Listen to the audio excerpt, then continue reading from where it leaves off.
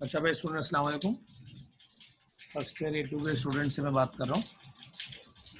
अच्छा, ग्रुप पे WhatsApp group पे आपको ये बात इन्फॉर्म की जा चुकी है कि क्योंकि आज बारिश का सिलसिला शुरू हो गया था एंड वक्त पे, तो लाइट के और नेट के इशूज़ तो हैं डेफिनेटली, और वो उसकी वजह से सबके लिए कन्वीनियंस नहीं थी इस बात की कि वो टाइम पे ज्वाइनिंग कर पाएँ और लेक्चर मिस होने का चांस था।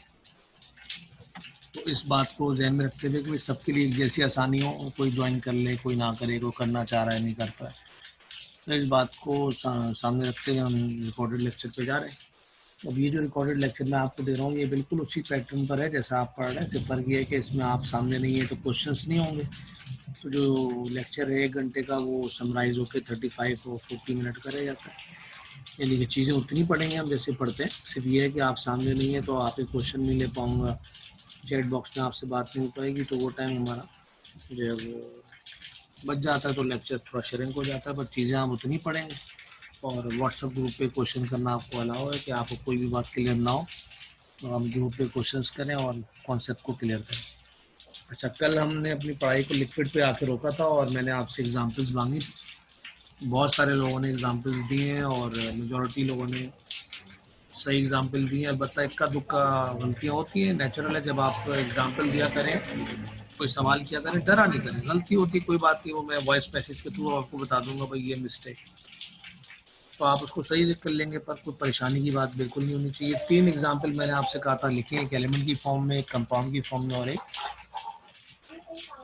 मिक्सचर की फॉर्म में। तो एलिमेंट की फॉर्म में अगर हम बात करें तो आपके पास जो एग्जाम्पल आएंगे, एलिमेंट की फॉर्म में अगर आप बात करें तो आपको मिलेंगे मरकरी और ब्रोमीन। ठीक है, ये दो सिर्फ ऐसे एलिमेंट्स हैं जो कि लिक्विड है। ठीक, इसमें से ब्रोमीन भी कुछ कंडीशन में गैस फॉर्म में ही रहता है ज़्यादातर। मरकरी एक ऐसा एलिमेंट है जो हर वक्त लिक्विड फॉर्म में ही रहता है और आपको लिक्विड फॉर्म में ही मिलेगा, जबकि ब्रोमीन जो है वो गैसेस फॉर्म में भी एग्जिस्ट करता है। तो ये लिख सकते हैं आप, मना नहीं है, पर ये जैन में रह के गैस फॉर्म में भी एग्जिस्ट करता है। अच्छा, दूसरा जो एलिमेंट, दूसरा जो एग्जांपल होगी वो कंपाउंड की होगी, जिसमें आपका बहुत सारे एग्जांपल है, मैं लिख कम रहा हूँ, बोल जा रहा हूँ। वाटर है आपके पास, अल्कोहल्स हैं आपके पास, और बेंजीन है आपके पास।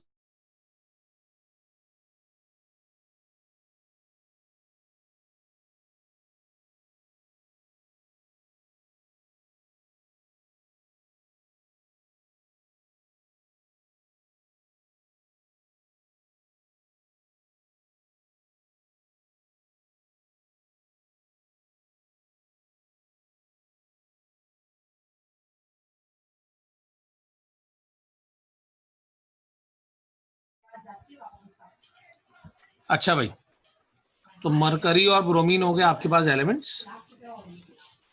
उसके बाद वाटर, अल्कोहल, बेंजीन और ईथर, कुछ आपने नाम सुने होंगे, कुछ नहीं सुने होंगे। These are liquid. Sulphuric acid भी लिक्विड फॉर्म में होता है, किसी ने सल्फ्यूरिक एसिड भी लिखा था, वो भी बिल्कुल ठीक है। तो अगेन दो एग्जांपल बहुत हैं कि आपने वाटर लिख दिया और बेंजीन लिख दिया, या वाटर और बेंजीन भी इतना फिलहाल मशहूर नहीं है, सेकेंड ईयर आपने नहीं पढ़ा, तो आप अल्कोहल लिख दें, जितने भी अल्कोहल हैं सारे के सारे। चलो जी, तो ये एग्जांपल हो गई। उसके बाद मिक्सचर की हम बात करें तो मिक्सचर में हमारे पास जो है वो बेशुमार एग्जांपल्स हैं, जैसे मिल्क है, ब्लड है,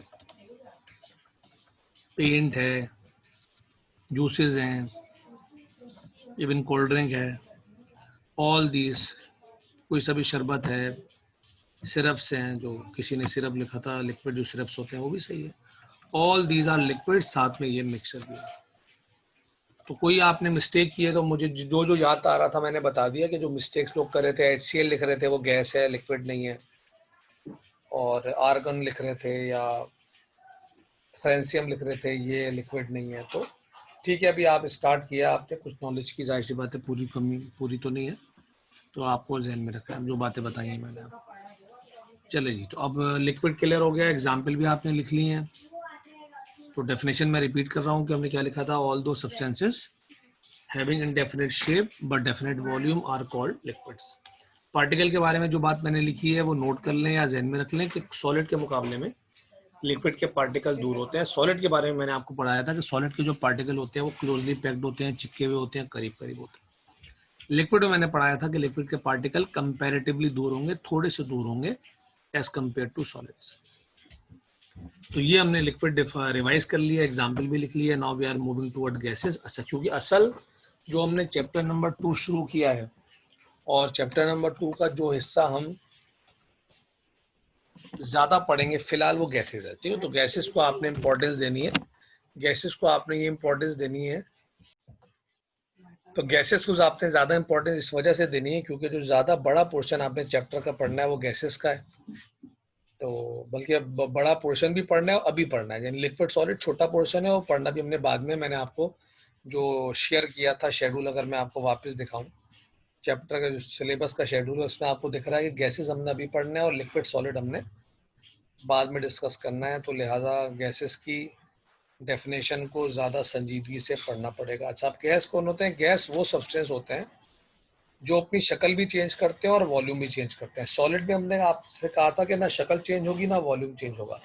लिक्विड में हमने आपसे बात की कि शक्ल तो चेंज होगी पर वॉल्यूम चेंज नहीं होगा। और अब गैस के बारे में बात ये हो रही है कि गैस वो सब्सटेंस है जो अपनी शेप को भी चेंज करेगा और वॉल्यूम को भी चेंज करेगा, शक्ल भी उसकी चेंज होगी। जैसा कंटेनर वैसी शेप। जैसे बलून में अगर हवा भरी हुई है तो बलून जैसी शेप खरीद के लाएंगे आप वैसा दिखेगा। राउंड होगा बलून तो हवा भरने के बाद राउंड दिखेगा। स्फेरिकल होगा तो स्फेरिकल दिखेगा। हार्ड शेप होगा तो हार्ड शेप दिखेगा। तो जैसा कंटेनर होगा वैसी उसकी शेप होगी गैस। और वॉल्यूम के बारे में भी आप जहन में रखिए, आप जरा जहन अपना खोलें। वॉल्यूम कहते हैं जगह घेरने को। तो गैस जो है ना उस जगह जो है वो कोई फिक्स नहीं होती, वो अपनी जगह के हिसाब से अपना वॉल्यूम बढ़ा भी सकती है और कम भी कर सकती है। ज़्यादा उसको जगह दे दोगे तो वॉल्यूम बढ़ा लेगी, पहले के मुकाबले में कम कर दोगे तो जगह वॉल्यूम कम कर लेगा। तो गैस अपना वॉल्यूम बढ़ा भी सकता है और कम भी कर सकता है खुद से। तो इसका मतलब है कि उसका वॉल्यूम फिक्स है, नहीं फिक्स नहीं है। तो हर वो सब्सटेंस जिसका शेप भी इनडेफिनेट हो यानी चेंज हो जाए, वॉल्यूम भी इनडेफिनेट हो यानी चेंज हो जाए, शक्ल भी तब्दील हो जाए, वॉल्यूम भी तब्दील हो जाए, such substances are called gases. Particle के लिहाज से अगर मैं आपको याद दे रहा हूं तो पार्टिकल गैसेस के बहुत ज्यादा दूर दूर होते हैं। तो आप तीनों जहन में रखें, आप भले ना लिखें, आप पर जहन में रखें। जब भी वक्त पड़े और आप फौरन रिस्पॉन्स दें कि सर ने ये बात बताई थी कि सॉलिड के पार्टिकल होंगे क्लोजली पैक्ड चिपके हुए, लिक्विड के पार्टिकल होंगे कंपैरेटिवली दूर, कंपैरेटिवली फासला ज्यादा होगा, और गैस के पार्टिकल बहुत दूर होंगे, बहुत दूर, फासला बहुत ज्यादा होगा। ऑल्दो कि ये बात आज के लेक्चर में दोबारा आएगी थोड़ी देर के बाद, वहां तफसील से करेंगे। चले जी, अब एग्जाम्पल लिखते हैं पहले। अगेन 3 एग्जाम्पल जो कि लिक्विड सॉलिड और लिक्विड, गलत बोला ना मैंने, 3 एग्जाम्पल जो एलिमेंट, कंपाउंड और मिक्सर तीनों को कवर करेंगे, उस लिहाज से एग्जाम्पल बतानी है। चले सबसे पहले एलिमेंट की बात करें। There are so many, oxygen, hydrogen, nitrogen, helium, argon जिसने लिखा था कल, ऑल दीज आर गैसेस, और साथ में ये एलिमेंट भी हैं। तो जो मशहूर मशहूर हैं वो लिख लेते हैं, हाइड्रोजन एंड ऑक्सीजन। वैसे आप एक लिखें, मैं तो फिर भी 2 लिख रहा हूँ। ये एलिमेंट्स हैं, दीज आर एलिमेंट्स।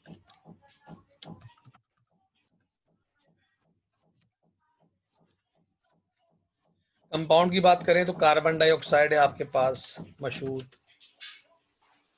अमोनिया आपके पास मशहूर है। जो मशहूर है उनको याद रखें आप।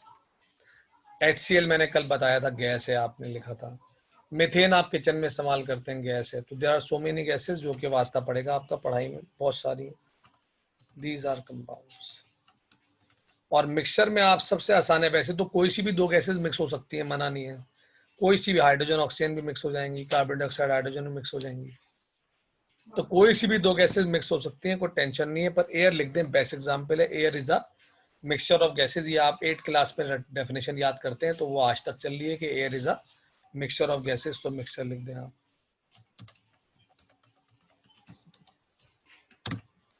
चलें जी, तो क्लियर हो गया सबको। एग्जाम्पल में एलिमेंट भी कवर हो गए और कंपाउंड भी कवर हो गए और मिक्सर भी कवर हो गया। अच्छा, ग्रुप पे आपने क्वेश्चन नहीं किया तो आई होप कि आपको एलिमेंट, कंपाउंड और मिक्सचर में कोई परेशानी नहीं है और मजबूत तरीके से कॉन्फिडेंस के साथ आपको तीनों का कॉन्सेप्ट आ गया कि water elements, water compounds and water mixtures. चलें गैसेस की डेफिनेशन लिखते हैं। शाबाश लिखें, शाबाश डेफिनेशन लिखें।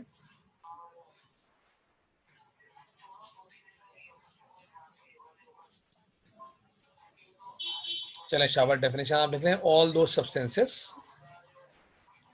all those substances having indefinite shape and indefinite volume, all those substances having indefinite shape and indefinite volume, indefinite shape and indefinite volume are called gases. हाँ भाई, all those substances having indefinite shape and indefinite volume are called gases. Urdu में बोलेंगे कि शक्ल भी change हो जाएगी, volume भी चेंज हो जाएगा। चलिए एग्जाम्पल लिखिए तो आगे बात करते हैं।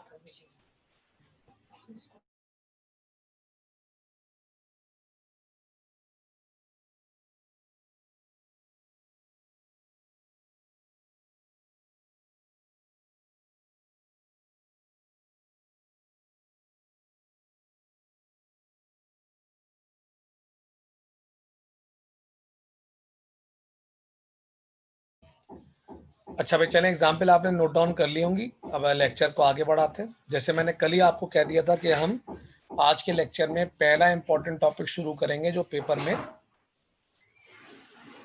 4 से 5 नंबर का आता है, और वो आज हम बिस्मिल्लाह कर रहे हैं। हेडिंग डाल दें आप सब, kinetic molecular theory of gases. शाबाश, हेडिंग डाल दें, kinetic molecular theory of gases.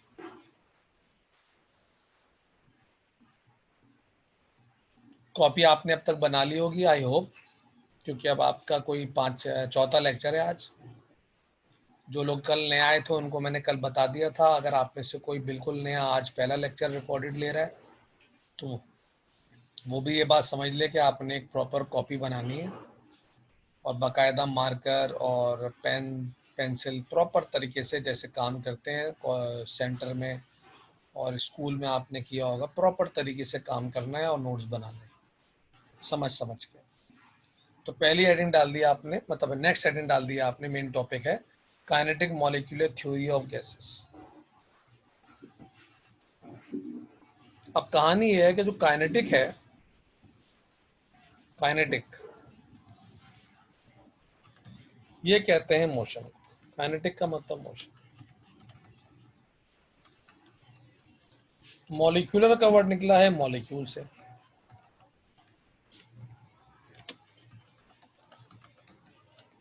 और थ्योरी जो होती है, थ्योरी जैसे आपने पढ़ी थी कायदे आज़म टू नेशन थ्योरी, और कायदे आज़म के भी पोस्टुलेट्स पढ़े थे। थ्योरी या पोस्टुलेट, थ्योरी जो होती है it's a collection of points.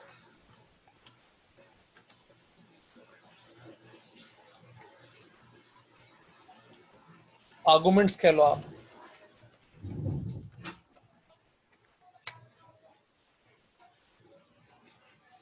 तो theory is a collection of points या आर्गुमेंट्स।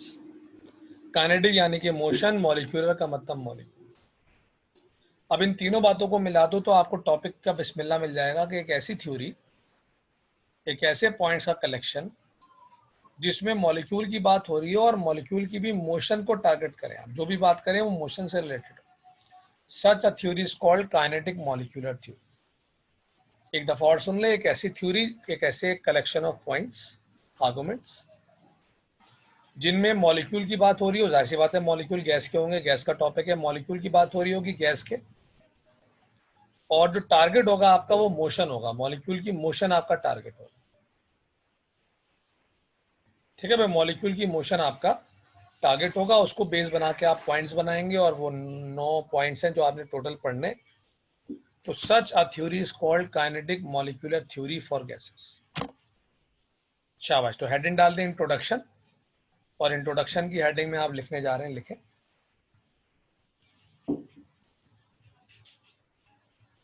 हाँ भाई, इंट्रोडक्शन की आपने हेडिंग डाली, उसमें आप लिख रहे हैं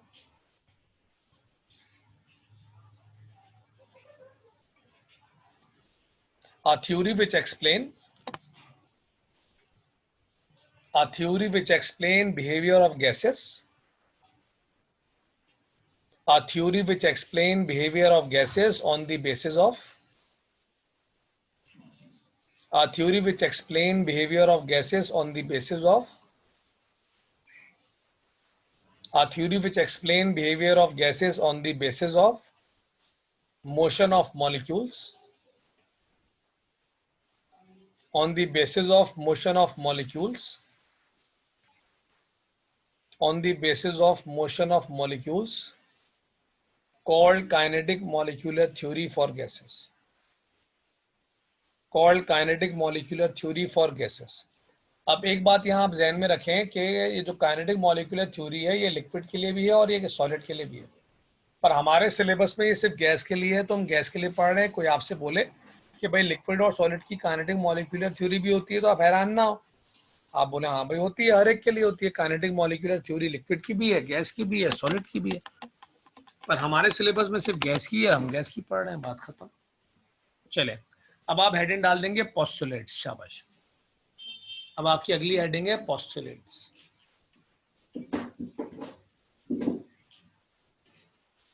शाबाश, हेडिंग डाल दें पोस्टुलेट्स। पोस्टुलेट की स्पेलिंग मैं सही कर देता हूं, अब सही हो।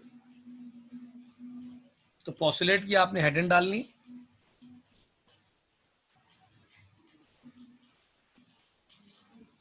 एक सेंटेंस लिखना आपने, following are the postulates of kinetic molecular theory.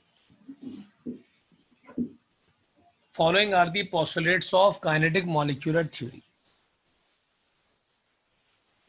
Following are the postulates of kinetic molecular theory. चलें अब पॉइंट पढ़ते जाएंगे, लिखते जाएंगे। अब आप लिखना छोड़ दें थोड़ी देर के लिए। पॉइंट नंबर 1 पढ़ाऊंगा, वो लिखवा दूंगा। 2 और 3 एक जैसे मतलब लिंक हैं, तो 2 और 3 दोनों पढ़ाऊंगा फिर लिखवाऊंगा, इस तरह से। अभी आप थोड़ी देर के लिए लिखना छोड़ दें और पहला पॉइंट पे तवज्जो दें। पहला पॉइंट कहता है composition. Point number 1 is composition. अब कहानी ये है कि दुनिया में जितने भी सब्सटेंस हैं, जितने भी, गैस की बात नहीं होती, दुनिया में जितने भी सब्सटेंस हैं या तो वो एटम से बनते हैं, जैसे हमने कल पढ़ा था कि दुनिया की हर चीज एटम से बनती है, या वो मॉलिक्यूल से बनेगी, या वो आयन सी बात। अब किसी को यार लग रहा है कि ये अजीब सी बात है, कल मैंने कहा कि हर चीज एटम से बनती है, आज मैं कह रहा हूं कि मॉलिक्यूल भी हो सकते हैं और आयन भी हो सकते हैं। तो भाई कहानी ये है, मतलब बात ये है कि मॉलिक्यूल और आयन भी एटम के बगैर नहीं होते। जब एटम कंबाइन हो जाते हैं तो मॉलिक्यूल कहलाते हैं, जब एटम पे चार्ज आ जाता है तो आयन्स कहलाते हैं। ये नहीं कि मॉलिक्यूल और आयन कुछ और चीज है, दुनिया की तमाम चीजें एटम से बनती हैं, बिल्कुल फैक्ट है ये। पर एटम अपनी ओरिजिनल फॉर्म में होगा तो एटम कहलाएगा, कंबाइंड फॉर्म में होगा तो मॉलिक्यूल कहलाएगा, चार्ज फॉर्म में होगा तो आयन कहलाएगा, पर है वो एटम। तो दुनिया में आपको एटम की 3 शक्लें दिख सकती हैं, या तो प्यूरिफाइड फॉर्म यानी एटम ही होगा अलग से, या कंबाइंड फॉर्म के 2 एटम 3 एटम 4 एटम मिले हुए जिसको मॉलिक्यूल बोलते हैं, और चार्ज फॉर्म जिसमें एटम के ऊपर चार्ज होगा पॉजिटिव या नेगेटिव, उसको आयन। अब आप पहला पॉइंट समझने के काबिल है। पहला पॉइंट ये कहता है कि दुनिया में जितनी भी गैसेज हैं, जब उनको इंसान ने एनालाइज किया, पढ़ाई की, उनकी पढ़ा, तो पता चला कि कभी भी उसमें आपको एटम या आयन नहीं मिलेगा, नहीं मॉलिक्यूल या आयन नहीं मिलेगा। तो कहा पॉइंट नंबर 1 क्या बोलना चाह रहा आपसे कि दुनिया में जितने भी आपको गैसेस देखेंगे जिसको इंसान पढ़ता है, तो पता ही चलता है कि ना उसमें एटम दिखाई देते हैं ना उसमें आयन दिखाई देते हैं। पहले मैंने शायद मॉलिक्यूल बोल दिया, अब इसमें करेक्शन कर लें। ना उसमें एटम दिखाई देते हैं ना उसमें आयन दिखाई देते हैं, सिर्फ मॉलिक्यूल्स मिलते हैं। तो दुनिया किसी गैस में आपको एटम भी नहीं दिखेगा और आपको आयन भी नहीं दिखेगा, सिर्फ क्या दिखेंगे, मॉलिक्यूल दिखेंगे। तो जो साइंटिस्ट चाहते हैं कि भाई आम बंदा इस मुश्किल में क्यों पड़े, तो उसको काइनेटिक मॉलिक्यूलर थ्योरी पहले पॉइंट में बता दे रही है कि भाई गैसेस के अंदर आपको ना एटम मिलेंगे ना आयन मिलेंगे, बल्कि मॉलिक्यूल्स मिलेंगे। तो जितने भी पार्टिकल गैसेस में होते हैं दे आर मॉलिक्यूल्स, और उनकी तादाद इनफाइनाइट होती है, छोटे छोटे पार्टिकल होते हैं, इंसानी आंख से दिखाई नहीं देते। अल्लाह ताला ने ये सलाहियत आपको नहीं दी। हाँ, माइक्रोस्कोप आपने ऐसी बना ली है कि आप देख सकते हैं, इंसान को अकल दी अल्लाह ने, पर ह्यूमन आई से दिखाई नहीं देते। तो दुनिया में पहला पॉइंट क्लियर हो गया कि दुनिया में जितनी भी गैसेज हैं उन सब के अंदर बहुत छोटे छोटे पार्टिकल होते हैं जो इंसानी आंख से दिखाई नहीं देते।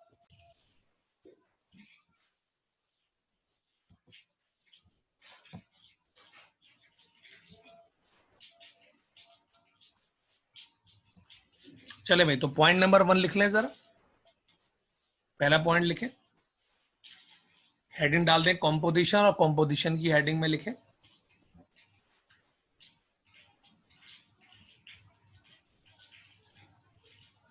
हाँ जी, लिखिए all gases are composed of all gases are composed of small invisible particles. All gases are composed of small invisible particles called molecules. All gases are composed of small invisible particles called molecules. तो पहला point Urdu में एक दफा revise कर रहा हूं कि दुनिया की तमाम गैसेस को जब पढ़ा तो पता चला कि वो बहुत इनफाइनाइट पार्टिकल से मिलकर बनती हैं, जिनमें जो पार्टिकल जिनको पढ़ा गया तो पता चला कि ना वो एटम होंगे ना वो आइंस होंगे, बल्कि वो सिर्फ क्या होंगे, मॉलिक्यूल्स। और किसी को मॉलिक्यूल अभी भी क्लियर नहीं है तो मैंने तफसील से पढ़ाया है आपको 5-7 मिनट पहले, रिकॉर्डिंग फिर से सुन लीजिएगा। फिर भी मैं बता रहा हूँ कि मॉलिक्यूल जो है वो एटम की कंबाइंड फॉर्म को बोलते हैं। जब एटम जुड़ जाता है आपस में तो फिर वो एटम नहीं कहलाता, उसके लिए वर्ड इस्तेमाल करते हैं मॉलिक्यूल। चलिए, अब पॉइंट नंबर 2 और 3 एक साथ पढ़ा रहा हूँ, ये एक साथ लिंक है। उसके बाद जो है वो पॉइंट नंबर 4 ऐसी बातें अलग है। पॉइंट नंबर 2 पढ़ेंगे, 3 खुद ही समझ में आएगा।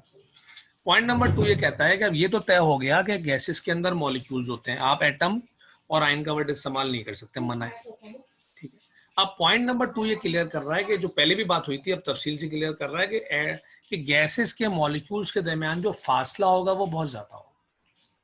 अब क्योंकि यह फिजिकल क्लास नहीं है, मैं बोर्ड पे बना के नहीं दिखा सकता, तो आपको तवज्जो से मेरी बात सुननी है कि जब हम कहते हैं कि फासला ज्यादा होगा तो वो आप और मैं अपने लिहाज से नहीं सोचते, मॉलिक्यूल के साइज के लिहाज से सोचेंगे कि भाई सॉलिड के अंदर जो पार्टिकल होंगे वो चिपके हुए होंगे,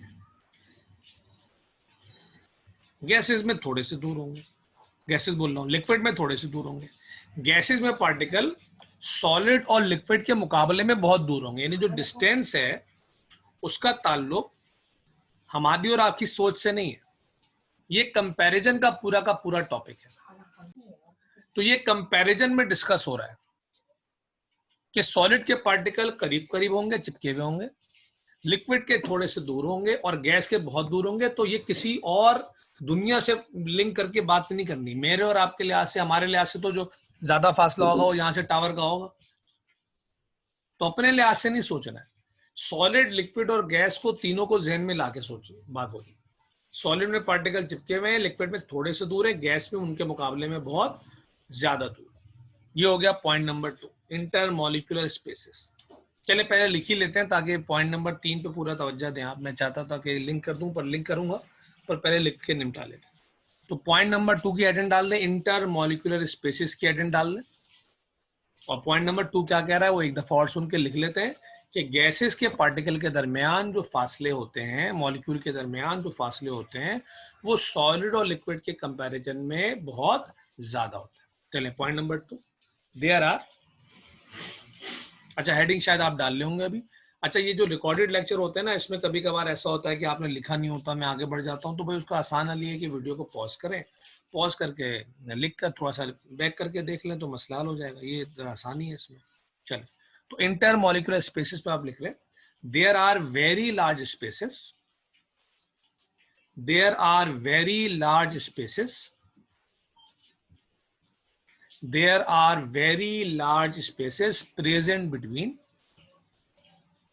there are very large spaces present between molecules of gases, present between molecules of gases as compared to liquids and solids, present between molecules of gases, present between molecules of gases as compared to liquids and solids, as compared to liquids and solids। चलिए जी, तो ये point number 2 लिख लिया। Point number 3 को point number 2 से link कर रहे हैं आपने, ये आपकी जिम्मेदारी है। पॉइंट नंबर 3 ये बोलता है कि मैट्रिक फिजिक्स में आपने 2 लॉस पढ़े, एक का नाम था न्यूटन्स लॉ ऑफ ग्रेविटेशन, एक का नाम था कूलम्स लॉ। नहीं याद है तो हल नहीं है मेरे पास कोई, मैं याद इसलिए दिलाता हूँ कि आप कि पुरानी पढ़ाई अगर याद आ जाए तो नई पढ़ाई को उससे लिंक करेंगे, पढ़ाई हलवा हो जाएगी। अब नहीं याद है किसी को, न्यूटन्स का लॉ भी नहीं आता, कूलम्स लॉ भी नहीं आता, तो फिर मैं एग्जाम्पल से साबित तो करने की कोशिश कर ही रहा हूँ। इन दोनों लॉज में आपने ये बात पढ़ी थी कि जो फोर्स होती है, फोर्स, फिजिक्स वाली फोर्स, उसका डिस्टेंस से इनवर्स रिलेशन होता है। यानी डिस्टेंस इनवर्स रिलेशन जिसको नहीं पता भूल गया है। इनवर्स रिलेशन का मतलब होता है एक चीज ज्यादा होगी दूसरी चीज कम होगी। डायग रिलेशन का मतलब होता है एक चीज ज्यादा होगी दूसरी चीज भी ज्यादा होगी। नई क्लास आ रही है, नई नई बातें आएंगी, घबराना नहीं है। डायरेक्ट रिलेशन का मतलब एक चीज ज्यादा होगी दूसरी भी ज्यादा होगी। इनवर्स रिलेशन का मतलब एक चीज ज्यादा होगी दूसरी चीज कम होगी। तो टॉपिक ये बोल रहा है कि इंटरमॉलिक्यूलर फोर्सेस, नहीं इंटरमॉलिक्यूलर फोर्स को भी छोड़ दें, फोर्स, फोर्स का डिस्टेंस से रिलेशन कैसा है, इनवर्स है। डिस्टेंस ज्यादा होगा तो फोर्स कम होगी, डिस्टेंस कम होगा तो फोर्स ज्यादा होगी। अब मैं आपको कॉमन लाइफ की एक दो एग्जांपल देता हूं। जैसे मिसाल के तौर पे अगर कोई आपको बॉल खींच के मार रहा है और अगर वो आपके करीब खड़ा हुआ है या फिर आपसे दूर खड़ा हुआ है, तो दोनों सूरतों में कब आपको ज्यादा जोर से बॉल लगेगी? जितनी जोर से बॉल लगेगी समझो उतनी फोर्स ज्यादा लगेगी। तो आप इमेजिन करें, ये तो डेली लाइफ की एग्जांपल है, बॉल कोई आपको अगर खींच के मारे करीब से तो आपको ज्यादा तकलीफ होगी, शायद चीखेंगे भी आप, शोर मचाएंगे, बचने की कोशिश भी करेंगे। इसका मतलब है जब करीब से बॉल कोई खींच के आपको मार रहा है तो करीब से मारने का मतलब है डिस्टेंस कम है, नतीजे में फोर्स ज्यादा है। फोर्स ज्यादा होने का सबूत ये है कि ज्यादा जोर से आपको हिट करेगी, तकलीफ ज्यादा होगी आप। तो डिस्टेंस कम, फोर्स ज्यादा। वाइस वर्सा करें कि अगर वही बंदा उतनी जोर से खींच के मार रहा है पर दूर खड़ा हुआ है आपसे, तो शायद आप इंपॉर्टेंस ही ना दे बात को। शोर करना तो दूर की बात है, आपकी बॉडी से वो बॉल हिट करेगी और नीचे जमीन पे गिर जाएगी, आपको फील भी नहीं होगा कुछ। इसका मतलब ये हुआ कि जब वो दूर खड़ा होकर आपसे मार रहा है तो डिस्टेंस ज्यादा हो गया, नतीजे में जो बॉल आपसे हिट कर रही है तो जो फोर्स हो गई वो कम हो गई, इसीलिए जो चोट लगेगी आपको वो कम लगेगी। एक एग्जांपल जल्दी से और देता हूं कि अगर मैं बुलेट को फायर करता हूं वॉल पे, बुलेट को वॉल पे फायर करता हूं, तो अगर मैं करीब से खड़ा होकर फायर कर रहा हूं तो दीवार में सुराख हो जाएगा, और अगर मैं दूर से खड़ा होकर फायर कर रहा हूं तो दीवार पे निशान आएगा पर सुराख नहीं होगा। इसका मतलब है जब मैं करीब से फायर कर रहा हूं तो डिस्टेंस कम है, फोर्स ज्यादा है, नतीजे में फोर्स इतनी ज्यादा है कि उसने दीवार में सुराख कर दिया। और जब मैं दूर से फायर कर रहा हूं तो डिस्टेंस ज्यादा है, लिहाजा फोर्स कम हो गई, इसीलिए दीवार पे निशान तो आएगा बुलेट का पर होल नहीं होगा। तो मैंने 3-4 तरीके से ये साबित करने की आपको कोशिश करी कि जहां पे डिस्टेंस ज्यादा होगा वहां फोर्स कम होगी, जहां डिस्टेंस कम होगा वहां फोर्स ज्यादा होगी। इसको कहते हैं कौन सा रिलेशन? Inverse relation. अब पॉइंट नंबर 2 और 3 को लिंक कर लें आप, अगर आप खुद कर लें तो ज्यादा अच्छी बात है, पढ़ाई कर रहे हैं आप। पॉइंट 2 में आपने पढ़ा है कि स्पेसेस ज्यादा होते हैं, स्पेसेस का मतलब है डिस्टेंस ज्यादा होता है, और रिलेशन फोर्स के साथ इसका इनवर्स है, तो इसका मतलब है कि जब डिस्टेंस ज्यादा होता है तो फोर्स कम होगी। तो क्योंकि गैसेस के मॉलिक्यूल्स के दरमियान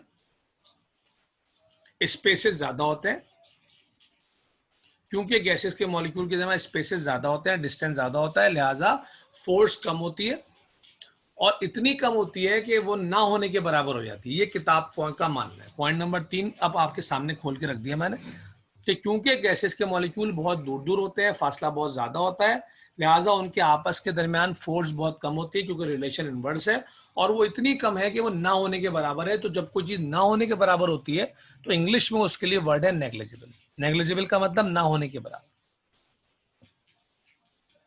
यही चीज अगर मैं सॉलिड में पढ़ाऊंगा आपको कोई 5 महीने बाद, तो मैं उल्टा बोलूंगा कि भाई सॉलिड में क्योंकि पार्टिकल बहुत करीब है, चिपके हुए हैं, डिस्टेंस बहुत कम है, लिहाजा फोर्स बहुत ज्यादा होती है। वहां ये पढ़ा रहा हूँ मैं कि क्योंकि डिस्टेंस बहुत कम है, चिपके हुए आपस में सॉलिड में, लिहाजा जो फोर्स ऑफ अट्रैक्शन है वो बहुत ज्यादा है।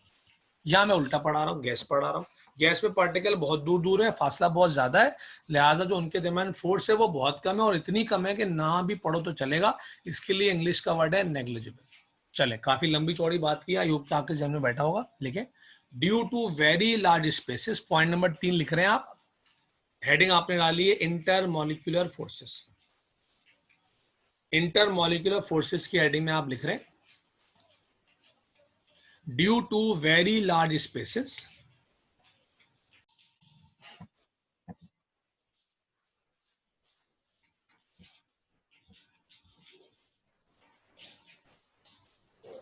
अच्छा भाई, तो आप पॉइंट नंबर 3 लिख रहे हैं, इंटरमोलिकुलर फोर्सेस में आप लिख रहे हैं due to very large spaces, due to very large spaces the force of attraction between molecules of gases, the force of attraction between molecules of gases are negligible.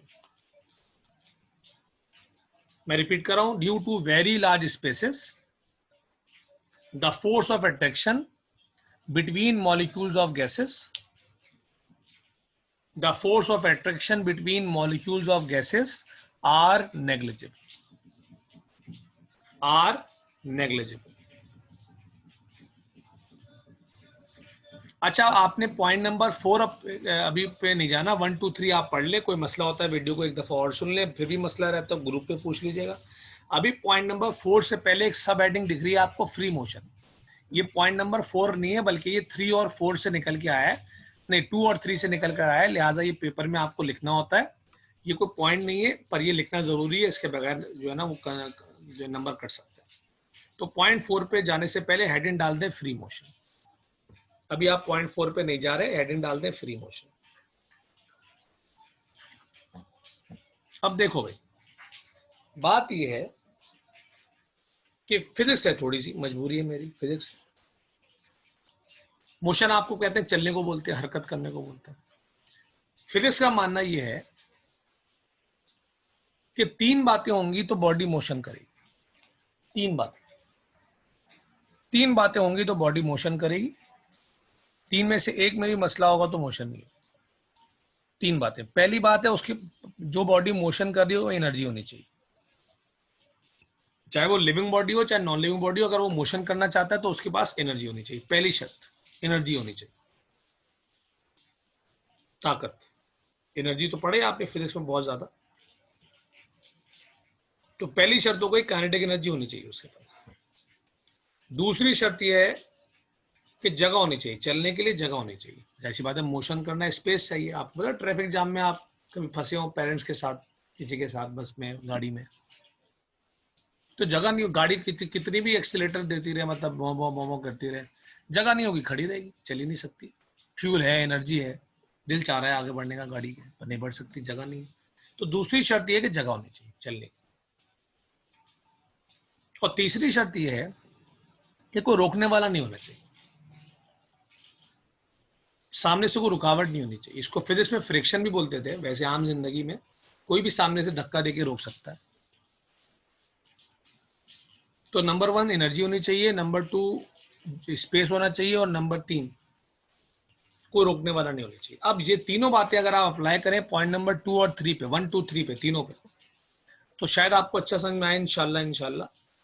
That is के point number 1 कहता है कि gas में molecule होते हैं, point 2 कहता है space आता है, 3 कहता है फोर्स ना होने के बराबर। इन तीनों बातों को मिला के हम ऐसा पढ़ेंगे कि गैस जो है, गैस के जो मॉलिक्यूल है उनके बाद तीनों बातें। गैस के मॉलिक्यूल को, किसी भी बॉडी को मोशन करने के लिए 3 चीजें चाहिए। गैस के मॉलिक्यूल में वो तीनों चीजें। नंबर 1 एनर्जी उनके पास है, क्योंकि टेम्परेचर है कुछ ना कुछ। हर वो बॉडी जिसका टेम्परेचर होता है उसके पास एनर्जी होती है। आपको पता है temperature is measurement of energy. दुनिया की कोई बॉडी टेम्परेचर के बगैर तो होगी नहीं, तो टेम्परेचर होने का मतलब एनर्जी है।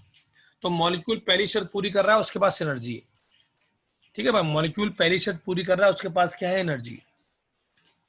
दूसरी शर्त स्पेस चाहिए, जगह चाहिए, जो कि यहाँ पर भरमार है। आपको पता है पॉइंट 2 में आपने पढ़ा है, स्पेसिस तो बहुत है, दूर दूर है पार्टिकल, तो स्पेसिस की तो भरमार है, जगह ही जगह है। और तीसरी बात, कोई रोकने वाला नहीं होना चाहिए। तो पॉइंट 3 में आपने पढ़ा है कि इंटरमॉलिक्यूलर फोर्सेस ना होने के बराबर है। एक मॉलिक्यूल दूसरे मॉलिक्यूल के ऊपर किसी किस्म की फोर्स लगा ही नहीं रहा, इंडिपेंडेंट है। तो इसका मतलब है कि गैस के मॉलिक्यूलों को तीनों के तीनों तरह के मजे मिले हुए, एनर्जी उसके पास है, जगह उसके पास है, रोकने वाला कोई है नहीं। लिहाजा गैस का मॉलिक्यूल जबरदस्त किस्म की मोशन करता है, और वो क़यामत तक मोशन करता रहेगा, रुकने वाला नहीं है। इसको केमिस्ट्री वर्ड इस्तेमाल करती है फ्री मोशन। यानी गैस का मॉलिक्यूल इंसानी आंख से दिखाई नहीं दे रहा, पर अगर कभी आपको वो दिखाई दे तो मुसलसल चलता हुआ मिलेगा, टिकेगा नहीं, क्योंकि एनर्जी उसके पास है, जगह उसके पास है, रोकने वाला कोई है नहीं, लिहाजा वो मुसलसल चलता रहेगा। और उसकी मोशन को हम बोलेंगे कौन सी मोशन? फ्री मोशन, जिसको मैट्रिक में आप रैंडम मोशन या ब्राउनियन मोशन भी कहते हैं। तो आई होप की बात क्लियर हो गई है। वीडियो दोबारा सुन सकते हैं, रिकॉर्डिंग है, बैक करके मैंने क्लियर कर दिया कि गैस के मॉलिक्यूल गैस मॉलिक्यूल से बनती है, मॉलिक्यूल के पास एनर्जी भी है, बहुत सारा स्पेस भी है, फोर्सेस उनके दरमियान ना होने के बराबर है, तो कोई रोक उसको सकता नहीं है, लिहाजा वो मुसलसल, ये लिविंग बॉडी नहीं है कि बैठ जाएगा चलेगा बैठ जाएगा चलेगा बैठ जाएगा, नहीं, नॉन लिविंग बॉडी, मुसलसल चलता रहेगा क़यामत तक। अल्लाह ताला ने उसको ये एबिलिटी दे दी कि वो रुकेगा नहीं, मुसलसल चलेगा। This motion is called free motion. तो फ्री मोशन की हेडिंग में लिखे, पॉइंट नंबर 4 नहीं है ये, पॉइंट नंबर 3 के बाद आपने हेडिंग डाली है फ्री मोशन, उसमें आप लिख रहे हैं due to very large spaces, due to very large spaces and negligible forces, due to very large spaces and negligible forces, due to very large spaces and negligible forces and negligible forces and negligible forces, the molecules of gases are in, हाँ भाई, the molecules of gases are in continuous free motion, the molecules of gases are in continuous free motion, the molecules of gases are in continuous free motion, हाँ भाई, the molecules of gases are in continuous free motion।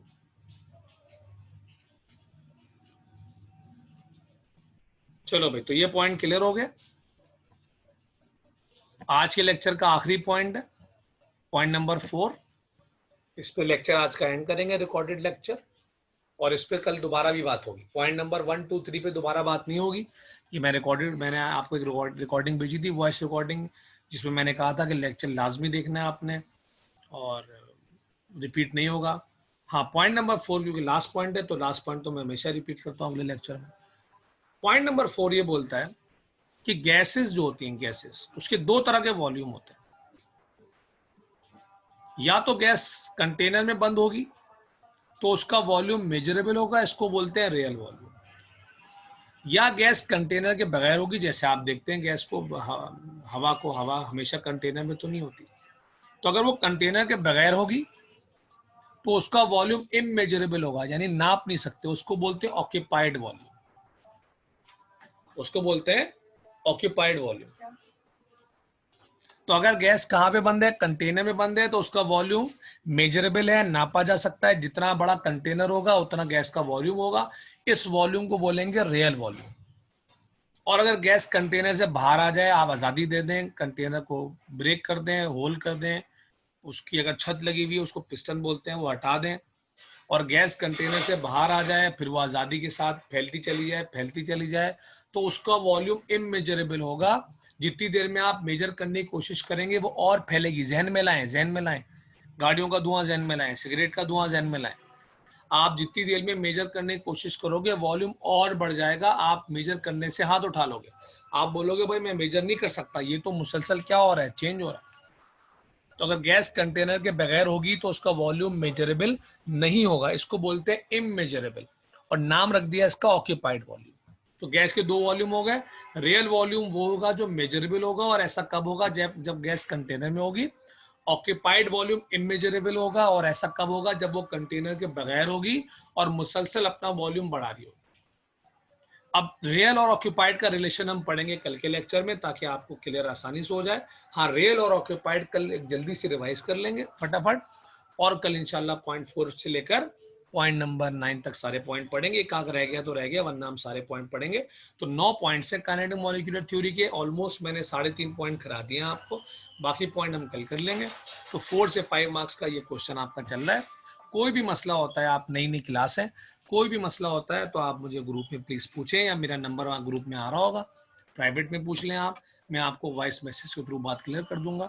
इंशाल्लाह कल आपसे मुलाकात होगी, hopefully live lecture होगा, मौसम अच्छा हो जाएगा, तो इंशाल्लाह आगे आगे से पढ़ेंगे। कल तक के लिए अल्लाह हाफिज़। Thank you.